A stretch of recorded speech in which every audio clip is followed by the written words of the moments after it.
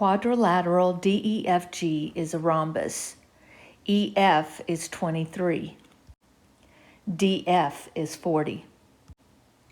So if we were wanting to figure out what GF is right here, then the property that we would use of the rhombus is that four sides are congruent. So if this length is 23, then this side length is 23, this side length is 23, and so is GF. So GF is 23.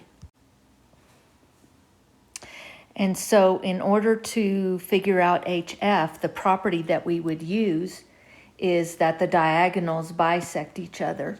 So this diagonal right here is cutting this diagonal in half.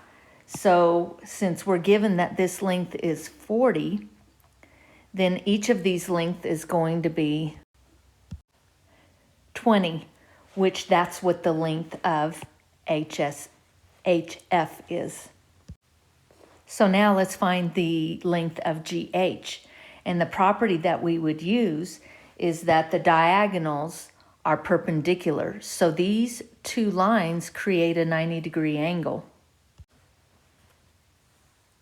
So since it creates a 90-degree angle, then we have a right triangle right here. So in order to find GH, you'll have to use the Pythagorean theorem.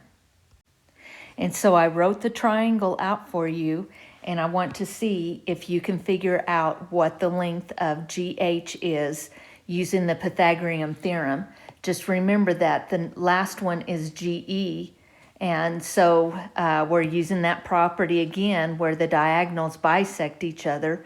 So whatever this length is here is also going to be the same length here.